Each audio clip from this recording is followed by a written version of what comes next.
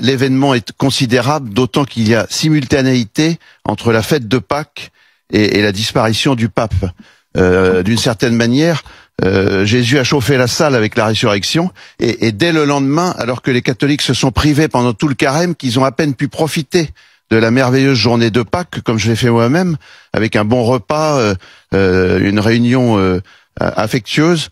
Le lendemain, c'est le coup près avec la disparition très inattendue du pape François. Même si on le savait malade, on le croyait au contraire sur une bonne convalescence. Il avait salué ses soignants de manière spectaculaire et émouvante. Donc il y a un choc qui est mondial. C'est le plus grand événement médiatique sur Terre, la mort d'un pape. Ça fait 20 ans qu'un pape n'est pas mort en fonction. Le dernier, c'était en 2005, Jean-Paul II. Donc l'événement est absolument considérable. L'Église catholique est la plus vieille institution du monde. Le pape est l'homme le mieux informé du monde.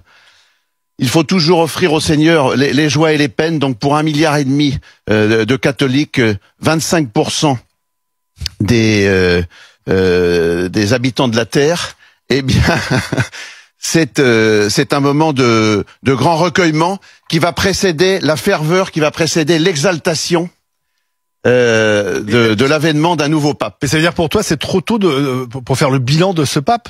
Oui, tout le monde a commencé à le faire. Tant que le pape n'est pas inhumé, et il est déplacé par nature de faire des commentaires qui plus est critiques. Assalamu alaikum wa rahmatullah. Le jour même de la fête de Pâques, le pape François décède. Un événement mondial, historique.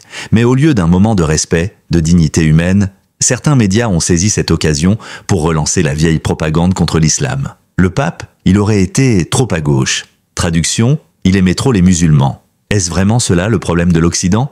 Sur CNews et BFM, le message est clair, le pape était responsable d'une certaine islamisation de l'Occident. Mais réfléchissons 2 secondes.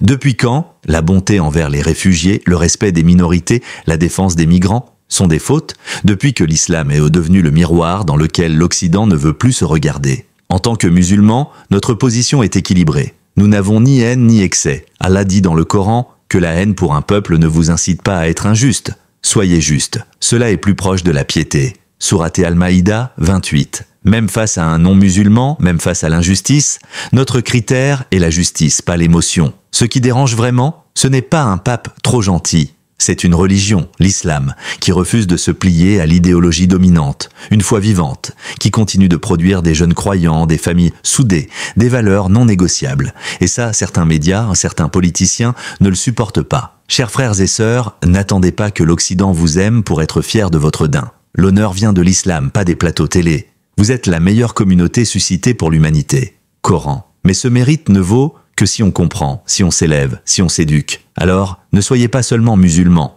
soyez des musulmans conscients. Abonne-toi si tu veux une foi lucide. Et surtout, partage ce message. Wassalam alaikum wa rahmatullah.